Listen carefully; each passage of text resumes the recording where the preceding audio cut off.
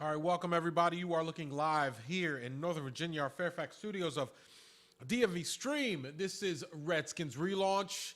I'm your host, Winston Hilton. Thank you very much for joining us tonight. Hey, listen, we got a lot to talk about because this will be our last show for quite some time, probably up until training camp. So I wanted to go over a couple of scenarios with everybody so that we can, ponder over those as we're on vacation at the beach or just, eating pizza or at the park or at the pool or anything like that, because it is summertime, or, at the beach, maybe drinking a poolside drink in Dominican Republic. We're back on that, aren't we? I didn't have so many nice things to say about that last week, but in any event, if they're willing to send, or let people go over there for free, I'm pretty certain that a lot of people would probably end up taking that trip anyway and just literally taking cases of bottled water instead of drinking the liquor over there. Just saying. All right, look, we got a lot to discuss. Alex Smith ended up not necessarily breaking his silence, but he did have some things to say about his recovery and whatnot. We'll share those later on in the show. Plus, historically speaking, we're talking about coaches. We'll dip into that. Funny thing about Redskins coaches and years, so we'll talk about that. Also, helping out quarterback style. Each one teach one? Maybe not. In a lot of cases, it's maybe not. Also, which player returning this season, returning from injury, suspension, whatever, what have you, will have the biggest season, will have the biggest impact. Want some of your thoughts coming up later in the show. Plus, I want to get some of your funniest memes. You can send them to us you can send it to me via Twitter or on our Facebook page. Just wanted to get some of your funniest memes because, at the BET Awards last week, Marsai Martin from Blackish, she had a pretty funny meme and she almost recreated it at the award show. There's probably the funny meme about Blue Ivy, Jay-Z and Beyonce's daughter. There are a lot of funny memes out there, but some of your funniest sports memes or what have you. I know at least my answer, and it's pretty funny. Also, Nationals update. We'll talk about them as they, inch closer and closer to the All-Star break, which is probably like your quote-unquote halfway point. And, from where they were before, they're doing a lot better. They could be doing a whole heck of a lot better. We'll explain later on, and we'll talk about that. Plus, the NBA season awards and the NBA draft. We'll discuss that later on in the show. But first, wanted to go over some of your thoughts on Alex Smith and him speaking to Angie Goff, Fox 5's Angie Goff. He spoke last week saying to her that, he basically wants to play football again. Of course he does. He's under contract, and he's going to get a boatload of money if he does. But he has some steps to overcome first. Now, since that injury in late October, early November against the Texans, Smith has pretty much been in that, Terminator-looking boot. It looked like, it just looked like almost like he had a bionic leg or something like that. And he's been in that cast since that injury. It's been about 7.5 months, I believe it is. By the way, I failed to mention that we got Nick hitting the switches over there on the ones and twos. Thank you very much for joining. He's got his Mountaineer gear on. Mountaineer gear. What are you doing, man? You got the Mountaineer gear on? I don't know about that, but in any event, thank you very much. He's hitting the switches tonight for us on DMVSTREAM.com's live stream on Facebook.com. So back to Alex Smith. In telling to Angie Goff, he said he's got about 4 to 6 more weeks until he is out of that, what they call an external fixator, which I'm like, okay, it just looks like, you got a monster boot on. Like, you can't fit jeans over that thing. You're shorts. You're in shorts for, the short term, possibly long term of this whole injury. You're in shorts, even in the wintertime. It could be 10 degrees outside. You got to wear shorts because you can't, what are you going to do? You can't put the jeans over that thing unless you get like a size 84. I mean, no, I don't even know if they sell 84s in the store anymore. But in any event, so he has to get that external fixator off. And basically, I did not know this, but the external fixator is basically there to stabilize the bones as they're healing. They're meshing, molding, whatever you want to call it, but they're there to make sure the bones are correctly healing, and he doesn't have one cockeyed like this. It's like that's a good thing. So he has that going on for him. He also did disclose to her that he has been playing golf. I mean, now we've seen that done by some other athletes that are even disabled, or wounded warriors that get out there and they play golf. I mean, it's amazing to me because I play poorly on two legs, and they're great. They are fantastic. So it's always good to see people out there getting to play golf, even though they might be have some kind of limitation or what have you. But he's out there playing golf. He's also doing physical therapy, which is definitely good. But he also said that he wanted to do the physical therapy in order to get back on the field, as well as just to get a normal way of life. A normal way of life is just literally playing basketball with your kids, which he also disclosed. Like, he wants to play basketball with his kids. He wants to, be able to be mobile in order to be with his kids. It's just such a bad injury, in order to go through, because the rehab is just, it has to be just brutal in order for you to sit in that number one, that fixator for so long. Number two, you don't know whether or not you're going to have that range of motion or what have you when you come back. So, kudos to him and all of his rehab, and hopefully he can get back to the field soon. But Nick, I ask, is he or would he be rushing back too soon?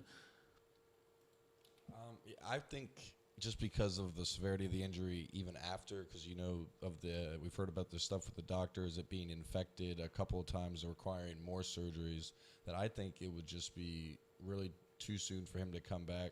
And I feel like his job has kind of been taken by Case Keenum as kind of that 1 year bridge guy. So what is he really rushing back for? To be a 1 year guy to teach Dwayne Haskins? I mean, I know he's a great guy. He's all about the team, organization, stuff like that. But besides the money, I don't really see a lot of motivation for him to get back this year, knowing that they have a guy like him in Case Keenum ready to groove Dwayne Haskins, who's obviously the quarterback of the future here in Washington. Yeah, it's a tough predicament for Alex Smith to be in. I mean, he's done this 3 times now. He's been the guy, and then all of a sudden they bring in another guy, and he's sitting there, literally as the, Mrs. Garrett to, Tootie and the rest of the kids on The Facts of Life. Just sitting there trying to teach everybody, how to play professional quarterback in the NFL. I don't know if I could be as noble as Alex Smith is. I probably would be more so like, and we'll get to this later on in the show, but I probably would be more so like a Brett Favre or Ben Roethlisberger. Like, nah, kid, you're not coming in here. You're not coming in here. We'll talk about that later on in the show. But will Alex Smith actually get back on the field? What are the percentages that he is able to return and actually, not even make a play, but actually play in a game, play in a play for the Washington Redskins? The percentages, they don't necessarily stack up well for Alex Smith, but that doesn't mean that it cannot happen. And also, would you honestly want Alex Smith to come back? Or do you just say, you know what? You've had a great career. You did flash well for the Redskins in the 9 games that you did play. Do you just say, you know what? We thank you. You're a Redskin as long as you're signed here, as long as you live here. And just say, okay, well, we're good. We're okay. We got our quarterback of the future, and we just don't necessarily want you or need you back. I don't think the organization would do that right now because they'd be seen in a bad light, but I'm sure there are probably some of those questions happening over at Redskins Park. So would you even want Alex Smith to come back and play for the Washington Redskins? Another question that we posed out there on Facebook. Also, we went back to our question of the week last week, which we found. Look, we have a poll up now on our Facebook page. Hey, look, if Jay Gruden and the Redskins win at least 10 games this year, should he keep his job even if the Redskins do not make the playoffs. Now, we heard Gruden, before minicamp, Redskins minicamp, that if he did not make the playoffs, more than likely he might be gone anyway. But what if he wins 10 games? Don't you think he would not necessarily lose his job? I mean, he showed improvement from the previous 2 years. It'll be the first time the Redskins have won 10 games since Norv Turner. You're going back quite a bit, quite a way, 20 years. I mean, wouldn't that be enough to keep your job, keep his job?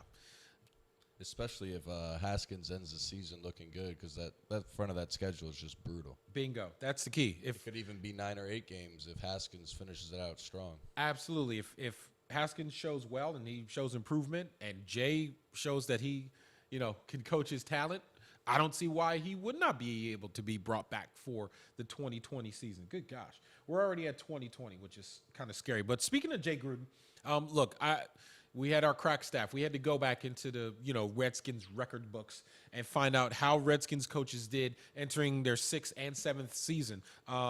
There are some names on there that you do know. There are some names on there that you do not remember. Let's step in, shall we? All right. So basically, not many coaches make it to their 6th year, let alone their 7th year for the Redskins. And I was dumbfounded by this stat. Like, look, Ray Flaherty. I mean, he just got inducted to the Washington Hall of Fame. Wall of Fame? It's the Wall of Fame over down in Nats Park. But he was inducted into the Washington Wall of Fame. And look, he coached it back in the 1930s and 40s. Probably more than likely nobody that is watching this was around to see that. And if you were around to see that, please mail us now. Comment, please. It's going to be mail. It might be mail. I mean, that's all right. Hey, look, it's still a form of communication. It might get here in about 3 weeks, but that's okay. Shout out to my people in the USPS. But look, he coached around the 30s and 40s, and he won the title in 1942, which was his last season. Got canned. He got canned. All right, that's not. Look, that's not the only one. Okay, that's not a good omen. Yeah. I mean, you don't get to that. I'm sorry. He won the title in his 6th year and did not make it through to the 7th season. George Allen, he lasted 7 seasons. All right, he lost to the Vikings in the playoffs in 1976. We all know George Allen, Super Bowl. Had the over the hill gang and what have you. But after that 1976 season, Gonzo, just 7. We don't do 7, except for a couple guys. We don't do 7. Joe Gibbs, there's your one guy, 12 seasons. But look, we would have, if he could have stayed on with the Redskins for 25, 26 years, I'm pretty certain that everybody would have been cool with that. But that 6th year that he was coach of the Washington Redskins, people will remember this. It was 1986. All right. Redskins lost to the Giants. I think it was 15-0. And then in the NFC title game. I remember that. I remember that like it was yesterday, because that's the only time that I've ever cried after a sporting event. I was upset after the Redskins lost that game because, that game, the Redskins seemed to be a better team than the Giants were at that time. They had better playmakers. They had they were a prettier team than the Giants. Let's just say that. And you can take it for whatever you want to. But the Giants, that defense, that Bill Belichick and Bill Parcells defense was no joke. It was, especially with LT. That defense was scary. Though, back to the good old days of the NFC East. He lost to the Giants in that 6th season in the NFC title game. Guess what happened that 7th season? Super Bowl 22, Doug Williams, and the rest is history. And he went on to, again, coached 12 seasons, won in 1991 and 92. That was it. That was it, everybody. And then that's not the second incarnation of Joe Gibbs. We did not necessarily count that because he only lasted, he didn't last that long. So, all right. So, moving forward. So after Joe Gibbs, next coach, 7th season, Norv Turner. All right, so that 6th season, he lost to the Bucks in the divisional round. That was the Mike Allstott game, and he, literally barreled over everybody, just what he does. And then the next year, he didn't even get to finish out that season. Coach Terry Rubisky came in and he finished that out. It was a disappointing season for the Redskins, to say the least, especially after that playoff appearance. But a lot of Redskins coaches, it's 6 years. Okay, 6. You barely find coaches that made it to 6, let alone 7. And guess where we're at with Jay Gruden? Question mark, question mark, question mark. All right, look, let's take a quick break. We'll have a special guest coming up in the show in a second. Just wanted to acknowledge some of our friends that have joined us on Facebook. We've got DJ Blam. We also have Harry Smith Jr. But up next, we'll have another one that is faithful to the show and a big fan of the Redskins and also runs several social media groups focused on the Redskins. We'll talk to him next as Redskins Relaunch returns. All right, let's get connected. Turn the mics off.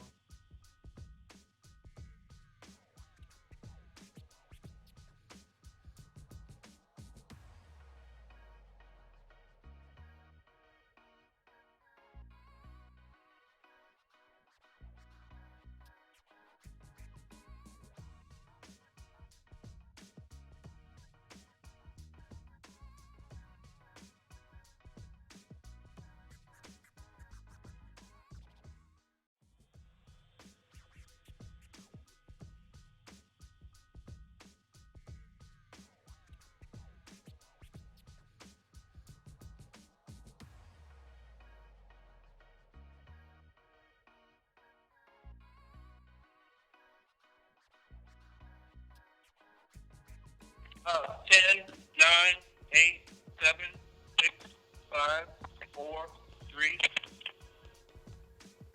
Keep going. 9, 8, 7, 6, 5, 4, 3, 2, 1. One more time, Mo. Sorry. 10, 9, 8, 7, 6, 5, 4, 3, 2, Got him. 1. All right, perfect. Thank you. Make sure he just projects like that. Yep.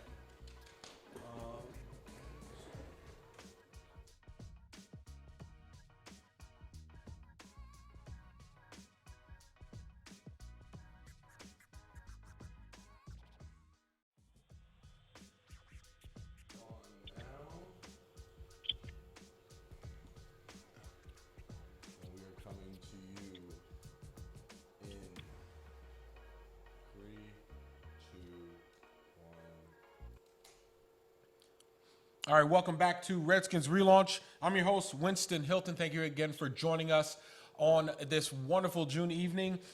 Hey, listen, we got some big things coming up for you in store for this show. Again, we got we'll take a look at the Nationals. We'll take a look at some of the quarterback battle for the Redskins. But first, we wanted to get to our guest tonight. He's joining us via phone. He's a Redskins fan through and through and has been a Redskins fan since, 1932.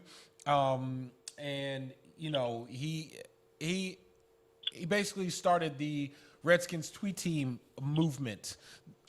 His name is Maurice Hawkins. And he's a graduate of Norfolk State University. Also one of my best friends. Maurice, what's going on, man? Good evening, and hail to the Redskins. There you go, HTTR. Hey, look, Maurice, we had this poll question up on our Facebook page right now. We asked everybody, said, if Jay Gruden and the Redskins win at least 10 games this year, should he keep his job, even if they do not make the playoffs? What say you, sir? I would absolutely say he should keep his job with the Redskins with 10 wins. And the reason why I say that, obviously, if they reach that milestone of 10 wins, that they were able to overcome a lot of adversity. The team was ravaged by injuries for the past 2 years. So if we can get to 10 wins, that's a clear-cut indicator that the team is stabilizing and we're moving forward. So I wouldn't have a problem with him keeping his job if he won 10 games and they didn't win. They didn't make it to the playoffs. Absolutely. All right. I kind of agree with you. I think the consensus is that if the Redskins end up winning those 10 games, because you don't know exactly what's going to happen. You don't know whether or not the Eagles or the Cowboys or the Giants or what have you, they might be 12 or 13, have 13 wins. And you might not have won the tiebreakers with, say, some of the other division or the conference opponents. So in that aspect, I would say yes, Jay probably ends up keeping his job if he wins 10 games but does not make the playoffs. Also wanted to get your thoughts on Mr. Trent Williams. We all know the saga. He did not show up to mandatory minicamp. He was reports say he was upset at the medical staff for misdiagnosing his medical condition earlier in this year. Do you think Trent comes back? And really the better question is that if you are the Redskins, how do you get him to come back? Well, if I was in the Redskins position and I had to negotiate a delegacy position with a player of the caliber of Trent Williams, the first thing I would do is just remind him of the significance he plays on our team.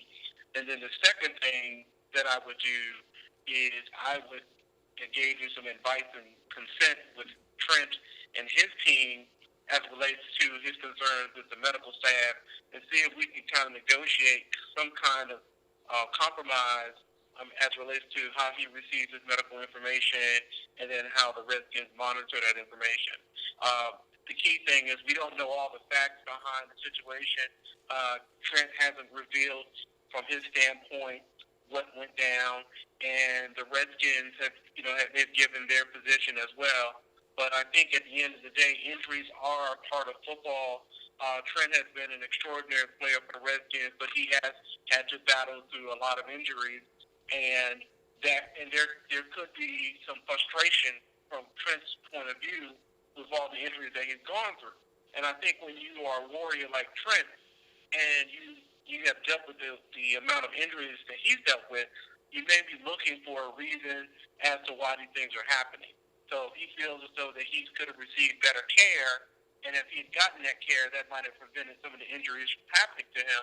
I can understand why he's frustrated. But injuries are part of the NFL. You can't get around it, and sometimes we just have to work together between players, coaches, and medical staff to try to heal the players as best we can so they can be prepared to play when they're called to play. Right. Only thing that we've seen from Trent is an Instagram post basically showing his feet in a hospital with him in the hospital gown and the little hospital slippers or what have you. So there's no telling exactly what has happened to Trent. Well, at least we don't know. The GP, the general public, they don't know. I'm sure family and friends and those that are close to Trent, have seen Trent, know Trent, what his struggles have been like since everything has gone down as far as, with his medical condition or what have you. But, it's I wouldn't say it's interesting that, we have not seen him. He has not been in a Twitter post or an Instagram post or anything like that. You haven't seen like his face, or you haven't seen anything, visually as far as his upper body is concerned. And I almost wonder and question whether or not, he is, and you hate to do this, but whether or not he's embarrassed to come out in public due to his medical condition. You never know. You don't know what somebody's thinking. And with his quote unquote silence, we don't know exactly what's going down. Right. And I think the other thing that we have to look at as well is that Trent, he's a long-term veteran in the league now. So he's entering, the latter stages of his career. And a lot of times when you're trying to find a way to hold on to that career in the NFL, you may lash out. Again, injuries are part of the game, and different physicians are going to recommend different remedies and treatments to resolve an issue. And, Trent has been a warrior for the Redskins for years. I think everybody appreciates Trent, from the team, the coaches, his fellow players, and most importantly, the fans. But, injuries are a part of the game, and until Trent kind of reveals what happened from his vantage point and how he's feeling, and can the Redskins kind of resolve the situation with him, we really don't know what to say or what to expect from Trent. So.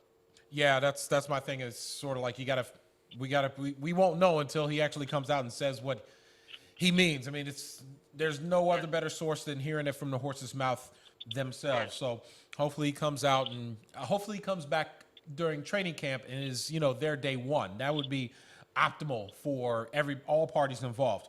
All right, wanted to get to one other topic before we let you go, because I know you're a busy guy and you got to do some stuff. So the quarterback situation.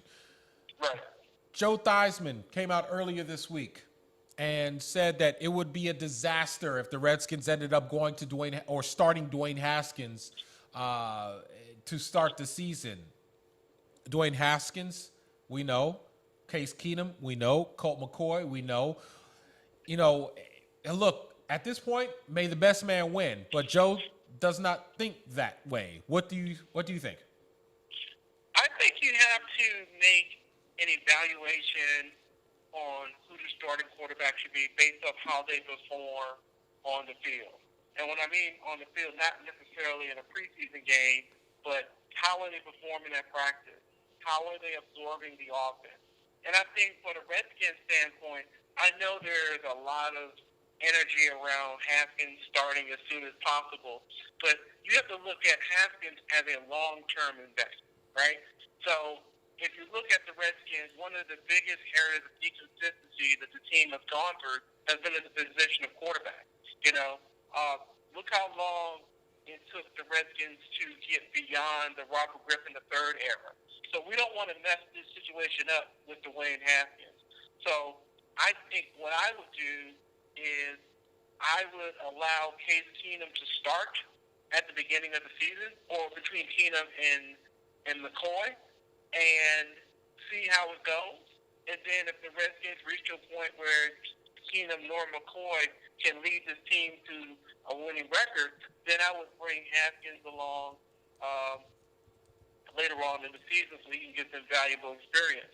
But again, once again, it's going to be predicated on how he performs in preseason. Like if he's clearly head and shoulders above the other two veteran quarterbacks, then yes, you start him. But if he's performing as a rookie would perform and doesn't really grasp the offense, or he's holding the ball too long, he's taking too many sacks, he's turning over the ball, then there's no reason to put him in that situation where he will continue to struggle. I think it's more important that he is developed to become the franchise quarterback, and hopefully he'll be the face of the franchise for the next decade. I mean, that's what we should be trying to do. Right. Again, we're speaking with Maurice Hawkins from Redskins Tweet Team, also known as @HawkDiesel1906 on Twitter. You can catch him at all social media, including on Facebook, Maurice Hawkins. I guess my next question is about Alex Smith. You heard that he spoke with Fox 5's Angie Goff this week. Basically, giving an update as far as his recovery is concerned. We put this out in the previous segment. Do you even want, number one, will Alex Smith get back on the field and play an actual play for the Redskins? Also, do you even want Alex Smith to play again? There's a two-part question. Want some of your thoughts?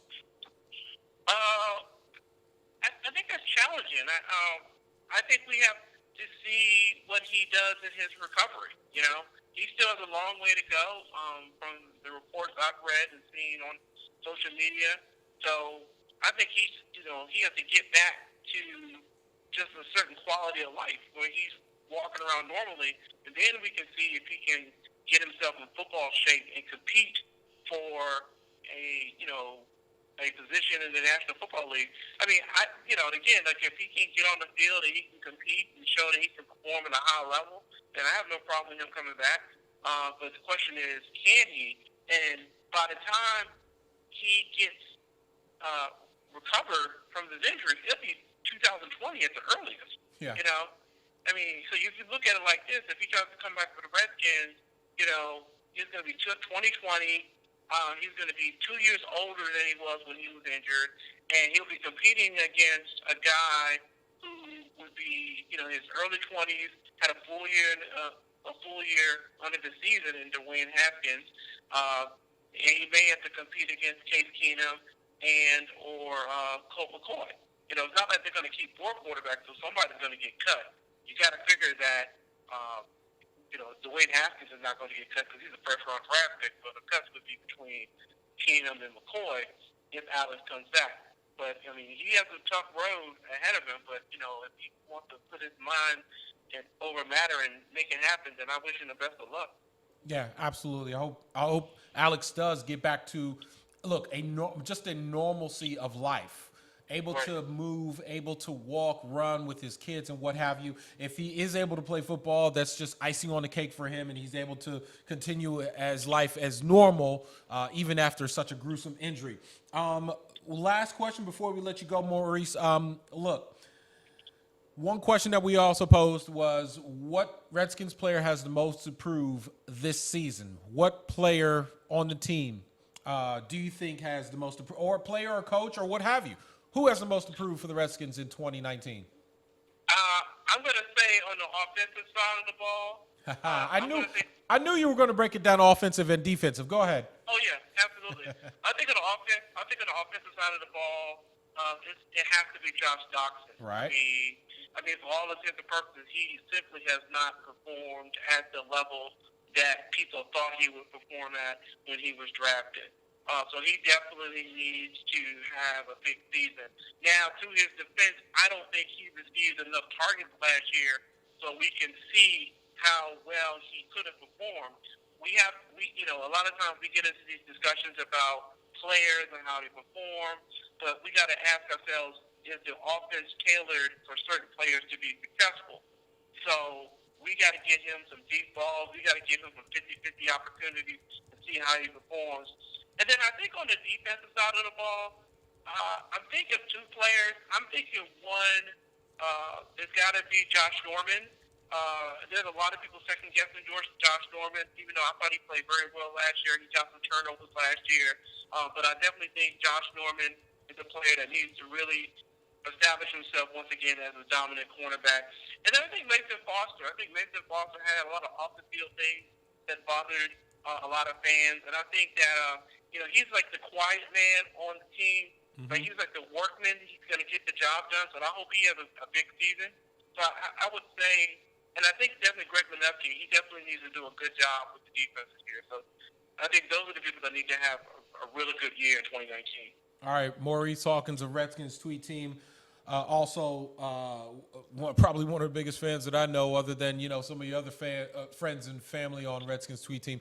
Listen, thank you very much for joining us. You are live in Southern Virginia in the Tidewater area. We thank you very much for watching, and keep everybody abreast on where they can find you. Where can everybody find you on social media?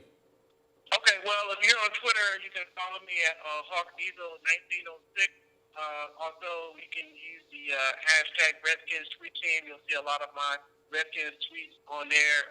You can also follow the Redskins tweet team at RTT1932.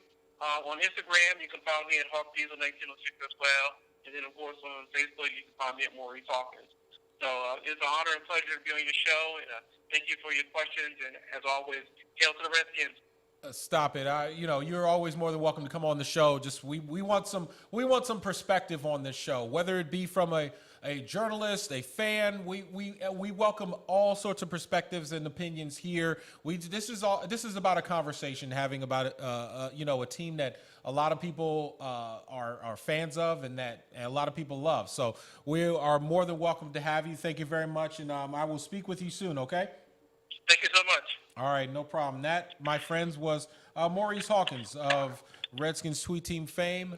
He joins us on the phone down in Norfolk, Virginia. Look, he went through a lot.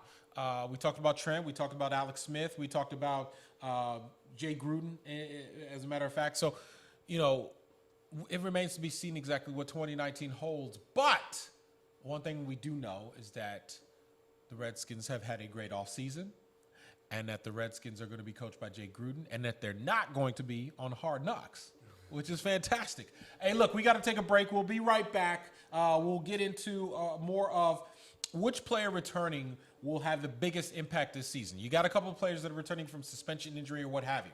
Who's going to have the biggest impact on the 2019 season. That and more as Redskins Relaunch returns. We'll be right back.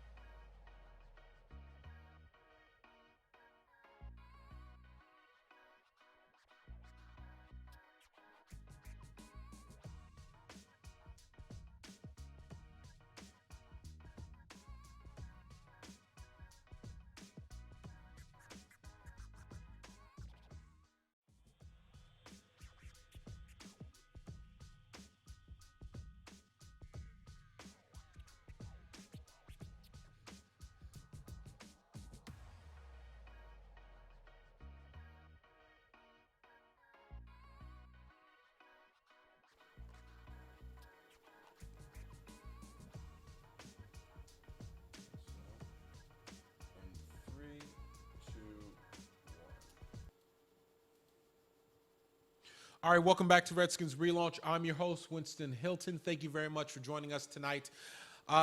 Again, just a programming note, this will be one of our last shows of we're going to go to more of a sporadic schedule, so to speak, for the rest of the summer. So this will be the last show, at least for the rest of June, which this is going to be the last Wednesday in June anyway. So either way, we will be back more than likely right before training camp begins, and we'll have some more for you then right here on Redskins Relaunch. All right, so I wanted to get to some of your comments here in our Facebook comment section. DJ Bland, what up, brother? Hey, what's up, brother? How you doing? Harry Smith Jr. says, let Mason Foster go now. I don't know. We just lost Reuben Foster. We're going to need at least one Foster on this team, so you might as well be Mason. Unless there's another Foster out there that can play middle linebacker that is, runs a 4-1. If you run a 4-1, you probably are going to be already on a football team, or probably not, 6'3", 260. Just saying. He goes on to say Jordan Brailford is a beast. Okay, cool. Jay Gruden could win 10 games only if he runs Adrian and Darius. I agree with you on that one because running the ball is successful. Look, the Redskins started off last season running the ball effectively.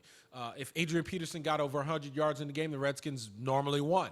And it was up until late last year when he did rush for 100 yards that the Redskins ended up losing a game. I think it may have been the last game, one of the last games against the Giants. So, yes, if he runs the ball, the Redskins end up winning simply because time of possession, keep your defense off the field, which is why the Redskins defense ended up having such a strong start to last season.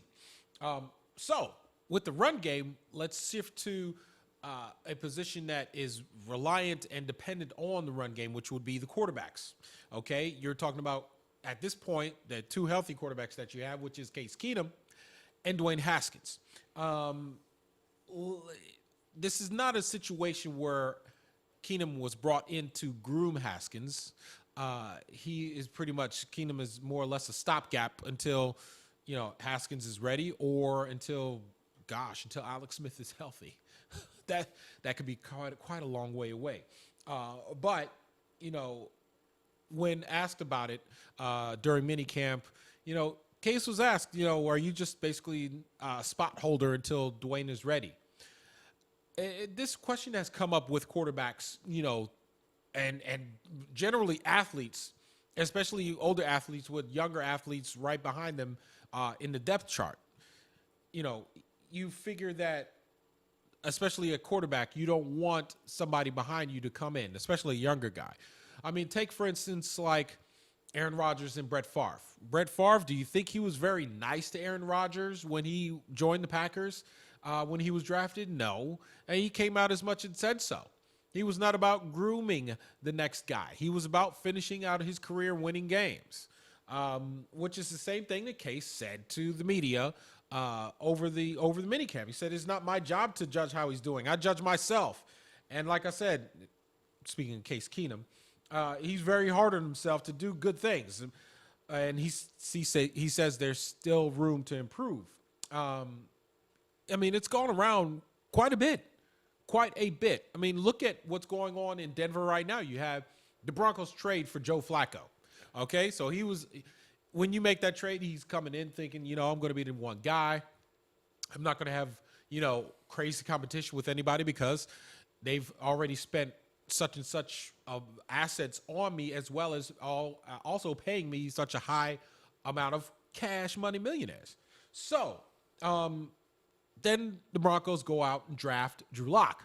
So you're like, so we gonna do that, huh? And when Flacco was asked about it, he said the same thing. It's not my job to bring this guy along. He's got to learn for himself. I'm trying to worry about me, which is people may think that's a selfish view, but why is that selfish?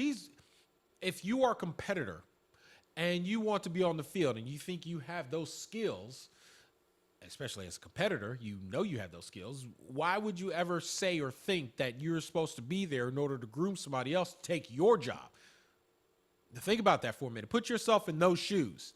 You have a young computer programmer behind you making, okay, let's relate it to video games. You're an Atari software engineer, game designer.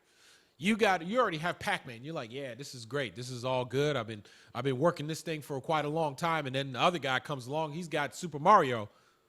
You're like, nah, bro, you go somewhere else with that. I got Atari right here. This is my spot, and I'm not going to bring you along and try to teach you anything. So the other guy goes on to the other spot, and he does Super Mario, Nintendo. And when's the last time you heard Atari? Just saying. In any event, so look, when you're a competitor, you're going to want to start. You're going to want to be on the field because you believe that you could do it all, number one. Number two, you want that glory. You want to win. So I can understand Case having the mentality that he does. And if you say that that's a selfish, don't do that. Don't do that because he's a competitor. I have no problem with him saying what he said. Nick, what do you think about Mr. Case Keenum? Yeah, I really think you really hit it on the head there because when you talk about these guys, I mean, these are the ultimate of competitors. I mean, they got to this stage in their career because they are such hard competitors, especially a guy like Case Keenum, who was the all-time leading passer in NCAA history at Houston, and then goes undrafted into the NFL because he's too small. He can't run an NFL offense in the spread. He's been battling that his whole career. And then he finally has a great year in Minnesota, gets paid in Denver. Yeah, it doesn't work out, but obviously a competitor like that isn't going to think it's his fault. He's going to try and make the best of it and change that opinion. So, I mean, especially a guy like Case Keenum, he's going to have that chip on his shoulder. And Joe Flacco, like you mentioned, because the same thing happened in Baltimore. He went there thinking he didn't have Lamar Jackson over his shoulder, but, here it comes. So I just think it's a really tough situation to be in, but they do have to look out for themselves, and you see how extreme it can get with a guy like Brett Favre, who spent his whole career in Green Bay and will go over to play for the arch rivals Minnesota Vikings just because they want to play Aaron Rodgers. Imagine that Redskins quarterback Dwayne Haskins, 18 years down the line, decides to play for the Cowboys his last year. I mean, that just doesn't happen, but these guys are competitors, so it will. I have no problem with that. Look, it's a two-way street, okay? Because if you're the organization, do you just sit? Okay, look at the Giants right now, okay? You have Eli, who is he may have been in that seat a little too long. So now they got the Jones kid, and he's ready to. Well, he's not quite ready to roll, but in this process, they may have done it 1 or 2 years too late on the other side of Eli actually being good.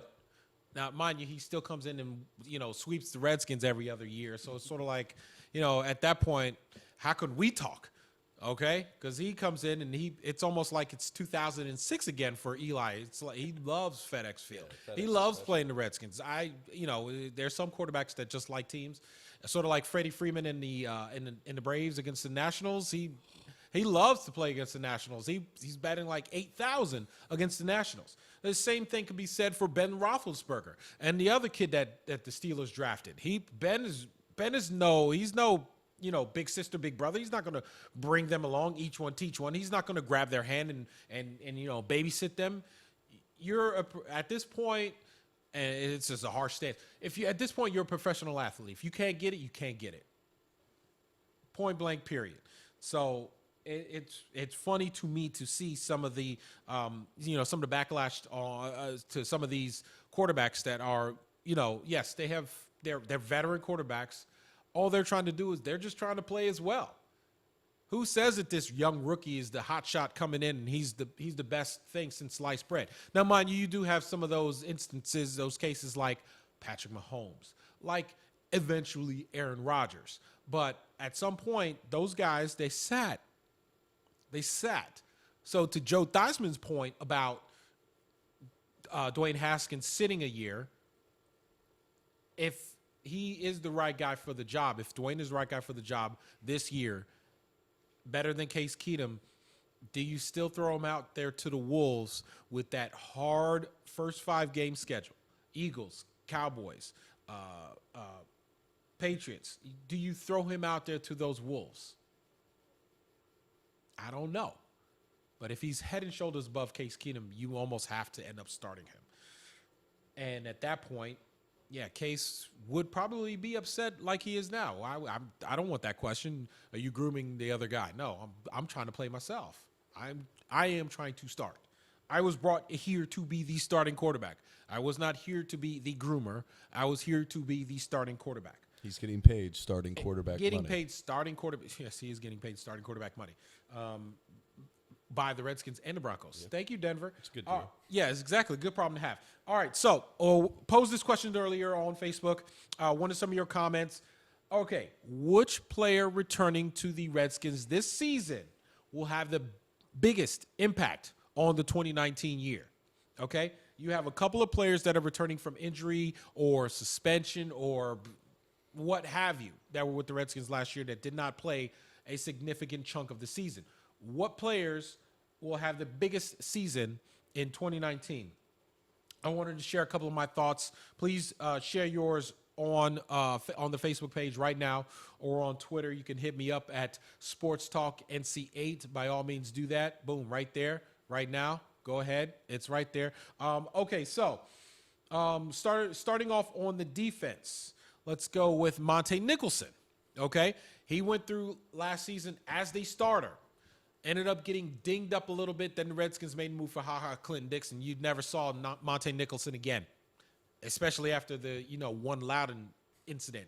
Which again, please everybody stay away from One Loudon, okay? Especially at night or maybe even in twilight. Okay, if it's daylight, cool. But if it's nighttime, it's almost like that movie I Am Legend. Yeah, just don't go out at night. Go back home, lock up your doors. With steel. Okay, with steel. Do that by all means, but don't go to One Loudon at night. Bad things happen.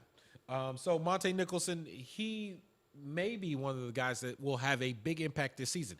He is possibly stepping into the starting safety role opposite of Landon Collins, which could force a lot of balls his way. Might have a big impact on the defense. You never know. Especially if he's the free.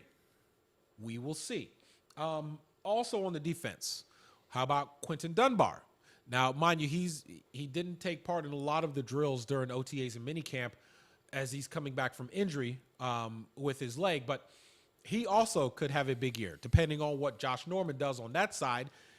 Being that second cornerback and not getting a lot of balls thrown getting more balls thrown your way because the other guy is a Josh Norman, he could have a big impact on this season. He could have a major season if he, again, is healthy. You could see him, a lot of interceptions. The former wide receiver catching the ball at cornerback. That'd be great as far as I'm concerned. So he could also have a big impact on the 2019 season. Let's move to the offensive side. One guy that's obvious has got to be Darius Geis, not having played only one preseason game and being on the shelf for such a long time. He could have also a big impact. Obviously when he gets healthy, you'll have Adrian Peterson in the backfield, you have Chris Thompson in the backfield, and you'll have Darius Geis. And maybe another 2 guys or so. But if guys can regain his, I guess, potential or promise from when he got drafted, he could also have a big impact this coming season. Also, another guy that's coming out from injury is Cam Sims on a not necessarily a depleted wide receiver core, but just an unproven wide receiver core. He can have a huge impact this season because of his size, his speed, his flash as far as last preseason was concerned. He played well up until his injury, but he played well. He could have a major impact this season for the Washington Redskins. Also, a guy coming back from injuries, probably Brandon Sheriff. Big year for him. Everybody would definitely agree. His last season of his contract, so you would want to play well in that last season of your contract, but he's also coming back from injury. And his impact could be felt by the subtraction of a Trent Williams. He would be, yes, Morgan Moses would be that other tackle, but you could possibly see one of the scenarios where if Trent doesn't come back, Brandon ends up having to play tackle, or he's just going to have to be that, that anchor at guard. Again, big impact for the 2019 season for the Redskins. And another guy probably is Colt McCoy. Can he stay healthy enough, or can he be the backup guy in case something happens to whether or not Case Keenum is the starter or Dwayne Haskins is the starter? Can Colt be that backup guy? He's already been in this system for 28,000 years, so you're going to want to see whether or not he can have a impact on this season. Should he come into a game, whether it be backup or a starter or what have you? We still haven't gotten to training camp, so we don't know if and when he'll be healthy, and whether or not he'll show improve once he gets down to Richmond. So those are a couple of my thoughts as far as, players that are returning from injury, suspension, or what have you, that could have a major impact on or have a big season for the Redskins in 2019.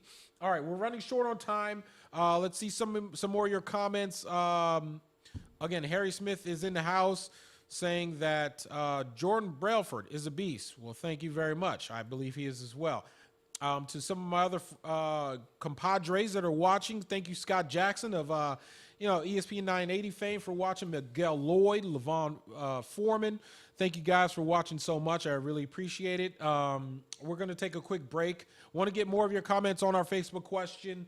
What Redskin coming back from injury or suspension or what have you, who will have the biggest season in 2019 for the Washington Redskins? Also, want some of your thoughts on Joe Theismann's comments about Dwayne Haskins and whether or not he should start. Do you agree with Joe Theismann saying it's a disaster plan if Dwayne Haskins ends up starting 2019 for the Washington Redskins, starting the season, that is? We'll take your comments and suggestions when we return from break. Also, we'll talk about some other DMV sports news, as well as the NBA, Nats, the Wizards draft. What's going on there? Also want to hear some of your funny sports memes. I'll give you some of mine as Redskins Relaunch returns. We'll be right back.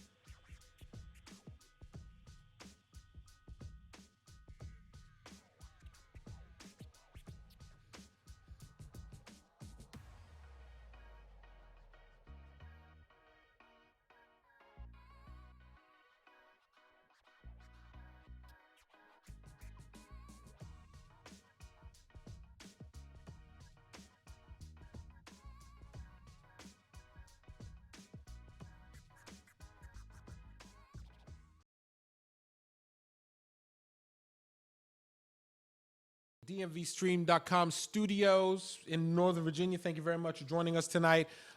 We've had a lot of interaction with some folks on Facebook as well as Maurice Hawkins. Thank you very much for joining the show. All right, so let's dip into some other Redskins or DMV sports news. Listen, the NBA draft, fantastic. The NBA offseason is getting started. It's already crazier than the NFL whole offseason. And NBA just finished a week and a half ago or so with Toronto winning the NBA championship. But you have the news today of Kevin Durant opting out of his contract with the Warriors. So meaning that Sunday, when the NBA league becomes the new NBA league year, he will be a free agent. So that leaves him free to sign with whoever, even with the Warriors at that point. So I think that was an expected move for KD. Not saying whether or not he's going to take more money to go somewhere else or even more money to stay with the Warriors. You never know because it's KD, number one. Number two, yes, he is hurt, but again, it's KD. So, even the Knicks mentioned today that they were probably going to want to see some medical records of KD before they actually extend any sort of offers, max deals, or what have you. If you're the Knicks, you take KD hurt or not. I mean, yes, they've been burned by a couple other stars like Amari Stoudemire and yes, exactly, Carmelo, but it's New York. You almost take it. You almost take it anyway. You almost take it anyway. NBA free agency, again, like I just stated, starts on Sunday. So you don't know where Kyrie is going. The Rockets are starting to, they're putting their hat in the ring for Jimmy Butler. So this can get a little crazy here coming up here pretty soon. We don't know what the Wizards are going to do, but we do know who they drafted. They drafted Rui Hachimura out of Gonzaga, first Japanese-born NBA player to be drafted in the first round. So was that the right move? At that point, We don't know, man. Come on. Look, these guys, they're drafted on potential, not for what they have done. They're drafted on what they could be and what they could do. If that were the case, gosh, who was number one? Zion would have gone number one in this year's draft, last year's draft, next year's draft, 2 years ago draft. Zion would have gone number one regardless. Probably except with the exception of the KD draft where Greg Oden went number one. Yep. Or Anthony Davis maybe. Or maybe Yao Ming. I don't know. That's going to have to be a question for another time. But, what player would have gone number one in any draft no matter what? You got to think Zion of number one drafts, mind you, not Jordan because Jordan was a three. Okay, we're talking about number one drafts. So you've got quite a few. You got Tim Duncan, you got Zion, you got LeBron, you got Yao Ming, you have Patrick Ewing, Patrick Akeem was Akeem number one? Yeah, he was the one in Jordan's. He went one, and Jordan went. No, that first year was it Olajuwon? Yeah, and then Bowie was too. So yes, you're right. It was Olajuwon. So just the number ones. That's what we want to know. I think that's kind of a debate that you'd want to hear of what number one, who would have gone number one no matter what year they were, no matter what year in the NBA. I mean, I'm sure Kareem was probably a number one as well. Yep. He probably could be Shaq. How could you forget Shaq? Did you see the NBA awards? We're going to get to that in a sec. Well, let's just dip into it now. Did you see NBA awards? Look, you go back, and I was watching NBA TV, and I saw some old Orlando Magic footage, and you look at the young Shaq, and you look at the Shaq now, you're like, Shaq ate Shaq. Shaq ate a Shaq. Shaq ate a Shaq. I'm sure somebody's going, don't tweet that at Shaq, please. He's very sensitive. Yeah, we don't need that. Because, if you look at the young Winston and the old Winston, you're like, Winston ate Winston. Like, it's not. Actually, no, not really. Not me. Even though I could probably eat the equivalent of my younger self. Either way. All right, so NBA season awards. Giannis wins the MVP. Do you agree? 100%. Yeah, absolutely. I think James Harden is, he's got one already, but Giannis definitely head and shoulders above everybody this season. So agree with that. Rookie of the year, Luka Doncic over DeAndre Ayton. Over Trae Young too. Trae Young. Yeah, absolutely. I'm with it. I could see that. Mike Budenholzer, Coach of the Year, over Doc Rivers. He looked pretty upset. But. That's fine. Bradley Beal came up with an award, the NBA Cares Award, basically stating that he's served his community. He's outstanding community service guy in the NBA, which is fantastic. What's funny is that John Wall was up there, presented the award to his buddy John Wall, and he got roasted. He got blasted for appearing.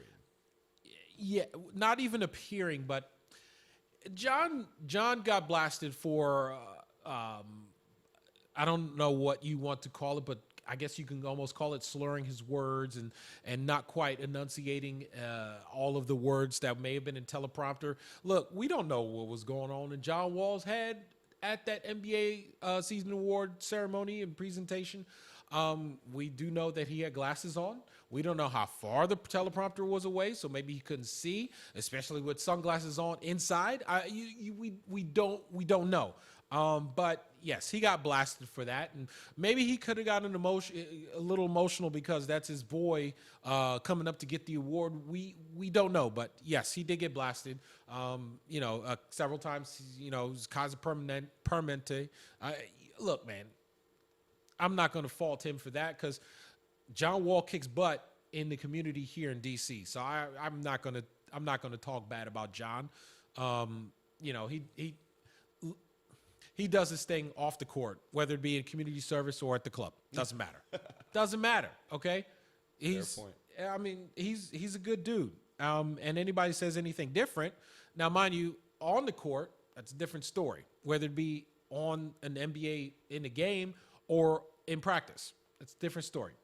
But off the field, he's legit. And Bradley Beal proved that to be the case for him this year, winning the Community Service Award. So we have, which is funny. I mean, the Wizards are a good community service organization. They now have 2 winners of the league award for community service. So, if we can know that Bruce Allen comment, we're winning off the field. The Wizards are winning off the field. We're winning off the field. Now, if we could just, translate that to on the field, that'd be great. The Wizards also coming out this week saying that they hopefully can re-sign Sir Bradley Beal. They plan on not trading him, which, they also said that they were not in talks with Masai Ujiri. I don't know. They also said they, weren't in talks with Tim Connolly, even though they were, and he turned them down. I mean, who knows what's going to happen right now? It's NBA offseason. It's, the Woj bombs are dropping left and right. Let's see, anything else happening? We got it up now. We got his Twitter feed, and it's, it keeps on moving every 5 minutes. So it's almost like you're almost like this on Twitter, like Woj. Okay, we're good. We're good. We're okay. We're silent right now. But he comes out and he just breaks it. It must be nice. It must be nice. All right, so back to Rui Hachimura for the Wizards. Totally agree with the pick. You could have gone with Cam Reddish, but you don't know what Cam Reddish is. Al Galdi on ESPN 980 made a great point. You needed a guy that was going to, in baseball terms, you needed a guy that was going to get on base. You didn't need a home run hitter because, look, if you're swinging for the fences, guess what, percentage-wise will happen. You'll end up striking out. Wizards did not have an option of striking out in this case. They needed somebody that was going to get on base in order, maybe next year they draft that home run hitter. But as of now, they drafted a guy that was not going to strike out. I mean, basically to me, what I ended up equating it to was this was the anti-Ernie pick. Okay, it was a solid pick.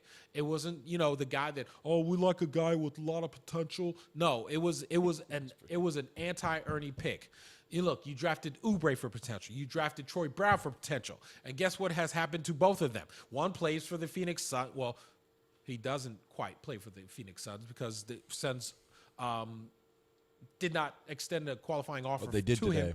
They did today. So they did extend a qualifying offer to Kelly Oubre, which is fantastic for him. He'll get paid out the wazoo. But Troy Brown barely saw time this year. the Wizards needed a guy that was going to actually put in work and put in minutes for this team this year, because they have nobody else that is going to play for the team this year except for Bradley Beal and, a bunch of magic beans. So they needed somebody. And Wizards are in rookie minicamp right now as we speak. So, look, what's funny about the Rui Hachimura pick is that the pick happened, and you looked at all of the posts from the draft or what have you, he had 3 answers. Now, like I said, he's first Japanese-born player drafted in the first round, but you got 3 answers in English and the rest were in Japanese, which I wish I were fluent in Japanese because, it's such a beautiful language. But what's going to end up happening is that when you get down to it, you're going to see way more Japanese fans at Wizards games. You're going to see a lot more Japanese media following Rui Hachimura as he goes through his rookie season. He's almost, at this point, the NBA ambassador to Japan, and he now resides in Washington, D.C. So you're going to bring in almost a whole nother country that might be fans of the Wizards. So in that aspect, brilliant pick by Ted Leonsis. I didn't even think about it that way. Brilliant pick by Ted Leonsis. Yeah, Guess what? Merchandise out the wazoo. Because who buys more NBA gear than Americans? Japanese and Chinese. China, yep. Boom. That's a win. That's a win. You can sell crazy jerseys over there. You have, yes, MCI Arena. Good gosh. It has been there for 20 years. Yeah. Capital One Arena is right down in Chinatown, but at that point, it doesn't even matter. You're still selling merchandise to Asia. It's a win-win for Teddy. It's a win-win for Teddy. So, again, it was a solid pick. It definitely needed to be made. You needed a guy that was going to be solid, not a guy that could be solid. You needed a guy that was actually solid for the Wizards. So big there in the NBA. Let's move on to baseball with the Nats. Look, they had an okay week last week in their series against Arizona, Philly, and the Braves. They started out well. They swept the Phillies, but then they got to the Braves, and it was like, boop, boop, boop. The bullpen is just going to be an issue all season long. Now the Nationals have brought in Francisco Rodney, who is 86 years old.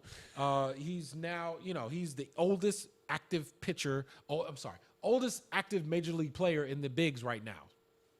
He's the oldest player. Before this, the Nats roster were one of the youngest in Major League. Now they're the oldest, simply because of one guy. They're the oldest. It's like, okay, all right, well, but they needed that help because Trevor Rosenthal was a dud. He was actually a dud. The Nats, when they look at that last week, again, sweeping the Phillies and then, taking 1 out of 3 from the Braves, those 2 games they should have won. Yep. Bull came up and threw up all over themselves. Yep. Trevor Rosenthal specifically, because if they win that game on Saturday, they set themselves up for another sweep on Sunday, and they probably end up winning that game. But instead, he choked it away. They were up big. And Davey put him in a spot where he did not think that he was going to lose. But oh, boy, did he fail big time. And, it wasn't only Trevor Rosenthal, because Tanner Rainey came in and he choked all over himself. Wander Suero, he ended up, both of Rainey has been better as of late. Suero has been up and down. It's roller coaster.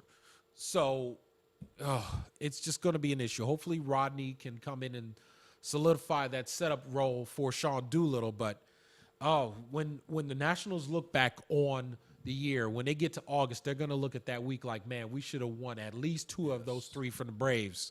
That would have put them in prime position, to basically, get back into the playoff race. Even though, guess what? Second in the NL East. 2.5 back of the wild card. 2.5 back of the wild card. So it's not like they're out of it. They're definitely in a better position than they were a month ago, but they could be a whole heck of a ton better than what they have been. Who is the other reliever they signed to? Venters. I feel like Johnny I've heard of Venters. him too. Yeah. So they got some. Is he older as well? Yeah. They got some older guys, some proven guys. Hopefully they still have some juice left in the tank, because they're gonna need it. obviously, because, some of the guys that are in the bullpen now, ugh, yuck. All right, so let's wrap up this show. I forgot about the funny memes. Anybody has any funny memes out there? Obviously, you know of the crying Jordan thing. Everybody loves that one. I have one that many people might not know about, and it's the Magic Johnson. If you ever just Google Magic Johnson and the greatest game ever played, it's basically a documentary on the Dream Team practice from 1992 in that Olympics in Barcelona.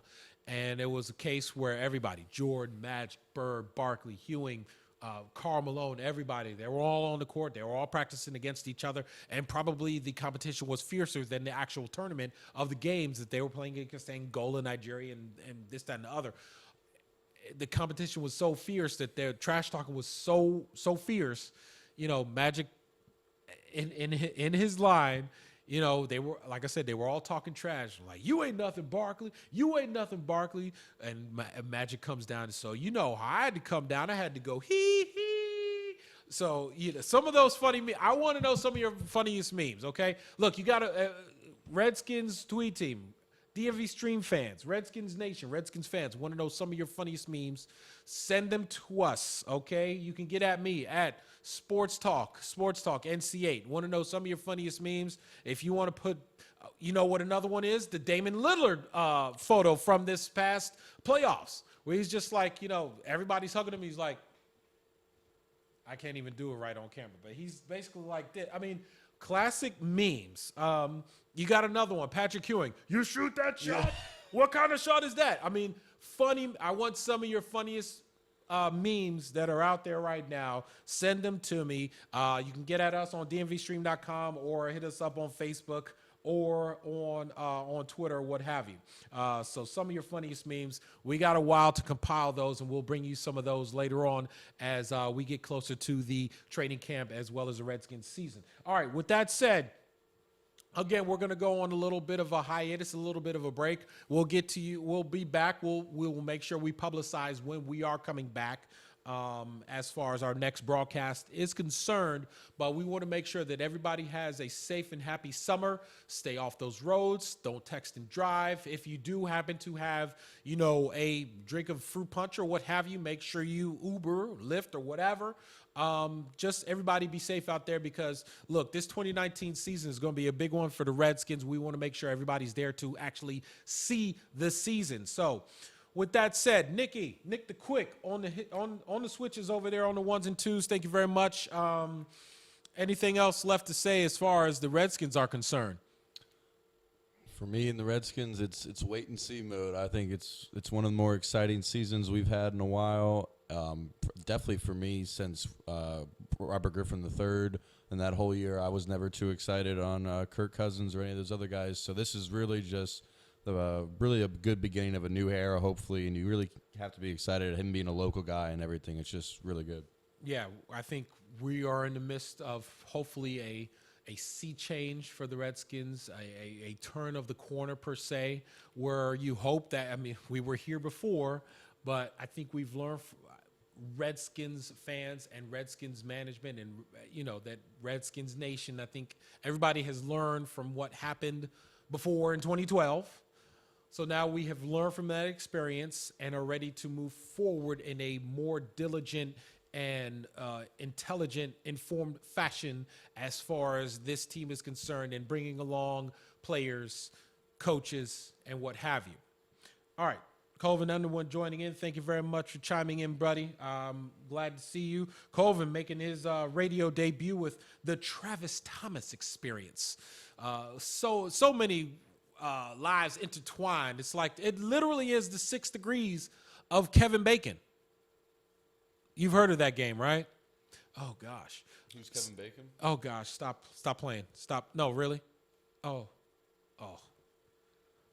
Did you hear that, everybody? My heart just dropped. It's not like Kevin Bacon is like Sam Jackson, but he is one of those guys that has been in like literally 5,000 movies with either a cameo or whatever. So you always go back to that game where it's 6 degrees of separation. You're like, okay, well, how could I connect Robert Downey Jr. to what's Kate Winslet? It's like Shaq. He's had a teammate in the past 10 finals. Precisely, yes. Maybe we need to rename the game. Maybe it's like the 6 degrees of. Wow. Who would be the 6 degrees of separation in football? That's a good question. We got so much to think about. It's summer break. We're gonna go to the pool side and drink Mai Tais and just chill by the pool side and think of different questions and different quandaries that we can bring to you this season. Again. We thank you very much for watching. You can catch all episodes, archived or live or what have you, on DMVSTREAM.COM, whether it be on the website or on the Facebook page. You can catch it all there. You can get at me at Sports Talk NC8. More than likely, I'm not going to change this before the beginning of the football season, so catch me right there, Sports Talk at NC8. I want to get some of your funniest sports memes, whether it be sports memes or not. I just want some funny memes.